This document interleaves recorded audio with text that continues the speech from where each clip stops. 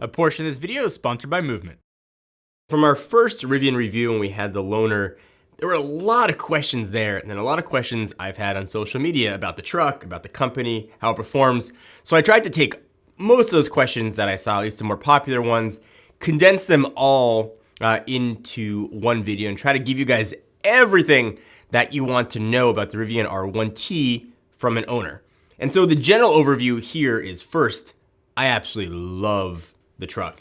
It is not perfect, and there's some things that I would wish could be fixed about it, need to be fixed about it, which I will talk about. But overall, it has been absolutely incredible. It's quirky, it's amazing. It's probably the most practical family car I have ever had. But that being said, here's everything that you need to know about the Rivian R1T.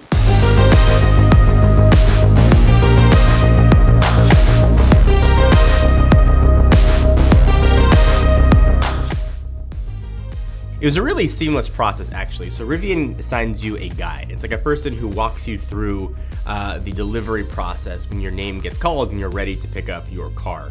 I took mine in Costa Mesa, California. The delivery staff there was incredible. It was easy. They walked me through the car, gave me a tour on how to use everything, and they offered to drive around with me. I didn't feel rushed. By the time I drove the truck away, I feel like I was an expert on it. And the folks in the Costa Mesa Delivery Center made that really easy. It's something that a new company who's not delivering in high volumes can offer. It's a very similar experience I got actually in the early days of Tesla. Annoying is a strong word here. So obviously Amazon being heavily invested in Rivian, it is using Alexa to function and do all of its things. And actually, this is the best automotive version of Alexa that I've tested, but things like text messaging, for example, will still sometimes run through the Alexa app. So if I send a message to my wife, it'll show up in her Alexa app instead of as an SMS. It's a bit weird there. I'm expecting that to get improved, but certainly the way Tesla handles text and handles voice, I think they do a really nice job there. I'm not generally concerned about reliability. So I have a service center, local, about 15 minutes away, so that makes my life a lot easier. Rivian has said anywhere that they sell a truck, they will at the very least have mobile service able to come and take care of it. If that was a question, if the question was sort of more phrased for a new company, am I concerned that if something happens to them, the company won't be there? I guess it's a concern, but I'm not that worried about it. Electric cars have less parts than internal combustion cars. Things can certainly still break. But no, I'm not generally worried about reliability. So there are some things that I would change about it.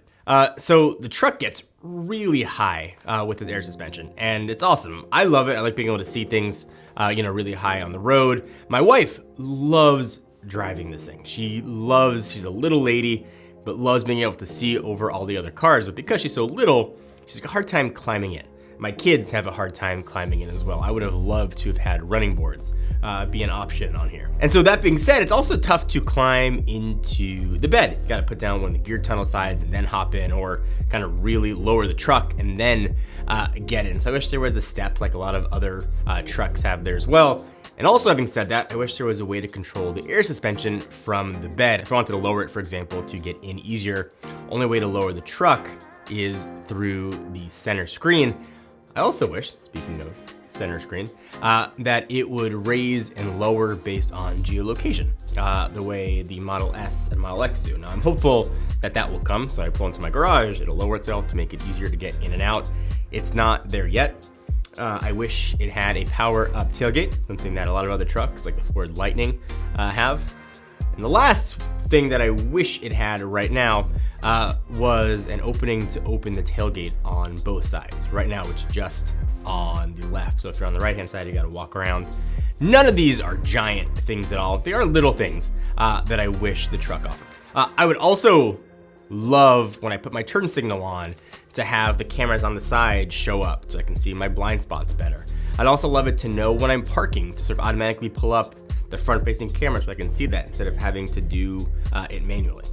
Actually, yesterday, the truck got its first bath, and because I have the dark interior, it doesn't show that much, which has been awesome. My other cars have had light or white interior, or the Teslas I've had, and those have been trickier to keep clean. I still don't let them eat in the car yet, just because it makes me nervous and it's new. Eventually I'll have to relax that rule. We've got a road trip coming up to Yosemite, actually, where we're all gonna kind of pile in and drive the 5-6 hours. So to be able to eat in there, it's probably a better question for after we've done sort of a lot more driving in it. But keeping it clean has been the same as any other car. So Driver Plus is Rivian's, let's just call it what it is. It's their version of autopilot. It's their very semi-autonomous driving. Certainly you have to be very alert with it. It works on pre-mapped highways. It doesn't work on city streets. You can't turn it on anywhere. But where it does work, it works pretty well. I equate it to autopilot from like a couple years ago. It's gonna keep you in your lane. It's gonna make the turns with you. It's not gonna change lanes for you. It's not gonna do any navigate on highways for you. It's not gonna change intersections for you. Any of that, at least yet, maybe it will in the future. But as far as sort of just adaptive, advanced cruise control and lane keep assist, it does those things very, very well. And I imagine it's going to get better as time improves. I'm also very impressed with the car visualization that it has. So where you can see sort of trucks in front of you and cars in front of you. It'll show bicycles and people. Again, reminiscent of Tesla Autopilot in the early days as far as what it shows and how it performs. But Tesla is so far ahead in sort of that area that even to have a new company that's sort of the same as a few years ago, I think is still amongst the best in the business. So it works well, it works reliably. I used it a lot on about a 70-mile drive to San Diego, and it was close to perfect. So the app is beautiful looking. It doesn't do that much. For example, I can't control charging on it. And by that, I can't say, oh, I want to charge a little more today. I want to go from 75 to 85, from 85 to 100. I can't control any of that using the app, unfortunately. It doesn't give me the ability to control like windows or even to like honk the horn right now to find it. It's a very pared down app, but it does work. You can see the things right here that it does, and what's in there does work very well. Whether or not the Rivian's for you or not for you, you want to look good when you are in your car. The best place to start is with them accessories, those little things that add up to your whole persona. And the folks at Movement have you covered. They are making some of the best premium yet affordable watches, glasses, and jewelry going for men and women, looking absolutely incredible. We got watches, leather, gold, materials in between. We've got glasses that are gonna block out blue light. They're actually owned by Movado, a company that's been making quality watches for a long time. So what's going into these is going to be that same quality. And if you find something that you like, but you're worried if it's gonna fit or not, they've got free shipping and free returns to make the whole process really simple and easy. They obviously make incredible gifts. If you wanna learn more, we'll put a link to them down below. Give it a check out, even if you don't think you're in the market for one of their products. They just got a bunch of awesome stuff. I can't promise though, sure to look as good as me in these glasses. Visibility when driving is great. I mean, I really am enjoying sitting that high up. The hood is bigger than most cars that I've used to, so you gotta kind of get used to that. But no issues at all with visibility. It also has blind spot monitoring as well, so if you're worried about a blind spot, which I haven't seen yet at all, it'll sort of light up and give you an audible ding if you're trying to change lanes and somebody's there. But at least for me and my wife, again, who's littler, visibility has been really good. Is the quality better than Tesla? So there's a lot of comparisons, I think, with Tesla, with any new EV makers. And I don't think any new EV company, Lucid, Rivian, and the rest that have come, would exist without Tesla. But Teslas have not been perfect. I'm somebody who's owned 3 of them and driven them for 8 years. So I think the question probably is build quality. For me, the build quality has been pretty good. It hasn't been perfect. There's some slight panel misalignments, but nothing major unless you were looking for it. The paint's got a little bit of orange peel on it. I'll probably do some paint correction.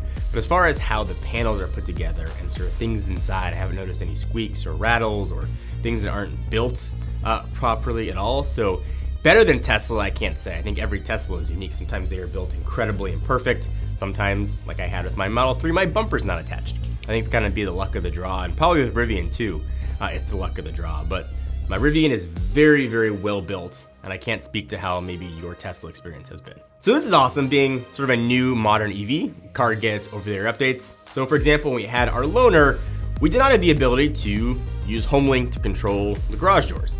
Rivian added that over the air, and it works incredible.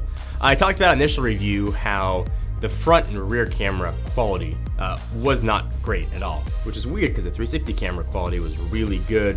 Rivian just added an over-the-air update that improved the quality drastically of the rear camera. The front one, still not yet. They've added things like being able to precondition the battery on your way to fast charger, which is awesome. And there's been a lot of other sort of tweaks that have come along the way. I also just got sand mode as well, so it's constantly improving. I've only had the car for a couple weeks, and I've already had one software update, so hopefully that regular update schedule continues. So I think a lot of people are excited about the R1S. I think I still would have gotten the truck, mostly because my wife, I think, is going to get the R1S. She really fell in love with how the truck drove, how it performed, the technology that went in it, that she was set on the R1S. We reserved it a long time ago when I reserved the R1T. So I don't regret it at all. I don't think I would have waited, but I know a lot of people are really excited for the R1S, and I can certainly see why. So I don't know if this question is like, how quiet is it while I'm driving, or how quiet is it, in general when you're inside of it. It's an EV, so it doesn't make any engine noise. I do have some wind noise that comes in when I'm going, 75, 80 on the freeway. It's something worse or really any better than what I saw with Tesla, but it's a big car and you don't have engine noise that sort of drown that out. You are going to hear things. I've heard some people though with Rivians that have had issues with sort of smaller windows, little triangle windows by the mirror. There's some wind noise can come in. I haven't had that. I know Quinn did. For the most part, it's as quiet as any other EV I've driven. So I have never driven a truck really before this. First time I ever drove a pickup truck was actually when we did our R1T review with the loaner. So I consider myself to be a good driver. I do not consider myself to be the best parker. So this has been something that I am still struggling with, trying to get it into spots. Fortunately, 360 cameras are there and I'm getting better, and probably with practice, I will become a much better parker. But if you are an excellent parker and you can park without cameras, you'll have no trouble parking this at all. It's not my strong point yet. So charging, I think, is a big concern for a lot of people, especially those that are getting their first EV. So I haven't taken it yet on a road trip. I did a 200-mile round trip about there to San Diego. We're taking it to Big Bear in a few weeks, and then we're gonna do our longest trip, which I think is about 400 miles each way to Yosemite. I don't have much worry about charging. The in-dash navigation system, much like Tesla's, will route you to chargers and tell you how long you have to stop to charge. But I think one area where Tesla's got a huge advantage is the superchargers. Now, certainly the lines can be long, they don't always work, but I think they work with more reliability than sort of the third-party stations that are available for non-Tesla cars. Now, Rivian does have their own charging network that's coming online very slowly. I've had a lot of good luck though charging Electrify America. My experience with them has been very, very positive. Yours might be different. But I think the big rule with EVs, maybe I'm getting off topic, if you have a place to charge at home, I wouldn't worry about it. The road trip situation for me takes a little bit more planning, but not something I'm concerned about. Is it worth buying after the price increase? So Rivian, like pretty much every other car maker, raised their prices a few months ago. I think the way they went about it pissed a lot of people off, including me, but prices went up, I think anywhere from $12,000 to upwards of $16,000. So they went up quite a bit. I love this truck, and I can't say whether it's worth it because I don't know your financial situation, but I've loved everything about this car, how it performs, how it drives, the tech in it. I wouldn't have any reservations paying the increased price for it, especially when you consider how much cars are costing nowadays. But that is really a very subjective question. So I have a lot of things that I love about the R1T. The first one's probably how much my kids love it. I'm excited to do a bunch of camping with it, to just have picnics with the kids in the back. But the thing that's surprised me most about it, and has turned into my favorite, is how quick the UI is. I know a lot of people are very easy to dismiss how important that is. But coming from a Lucid Air, where the UI is relatively slow, it sort of limits everything that you can do. I think it takes away from the enjoyment.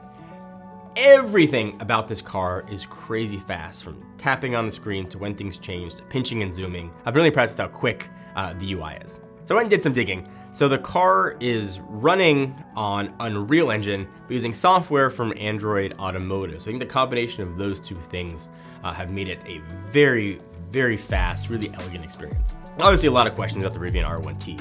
New company, new product, and a lot of things people want to know. So hopefully I answered the biggest ones that you guys had. But the moral is, I love the truck.